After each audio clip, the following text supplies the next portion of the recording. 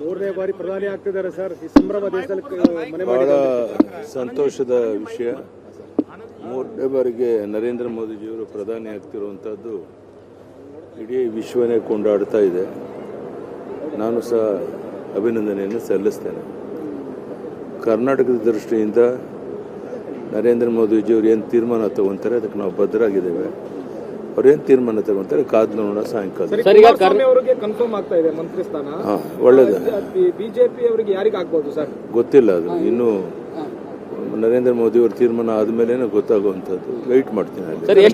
ಎಷ್ಟು ಸಚಿವ ಸ್ಥಾನ ಸಿಗಬಹುದು ಅಂತ ನಿರೀಕ್ಷೆ ಇದೆ? ಕರ್ನಾಟಕಕ್ಕೆ ಎಷ್ಟು ಸಚಿವ ಸ್ಥಾನ ಸಿಗಬಹುದು? ಯಾವುದೂ ಗೊತ್ತಿಲ್ಲಪ್ಪ. ಕಳೆದ ಬಾರಿ ಸರ್ 5 ಸಿಕ್ಕಿತ್ತು, ಒಂದ್ ಜಾಸ್ತಿ ಸಿಗಬೇಕು ಅಂತ ನಿರೀಕ್ಷೆ ಬಹಳ ಇರುತ್ತೆ ನಮಗೆ. ಸ್ವಾಭಾವಿಕ.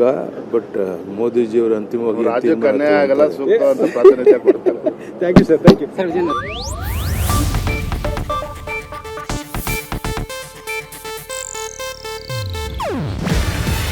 ಇದು ಏಷ್ಯಾನೆಟ್ ನ್ಯೂಸ್ ನೆಟ್ವರ್ಕ್ ಪ್ರಸ್ತುತಿ. ನೀವು ನೋಡ್ತಿದ್ದೀರಾ ಏಷ್ಯಾನೆಟ್ ಸುವರ್ಣ ನ್ಯೂಸ್.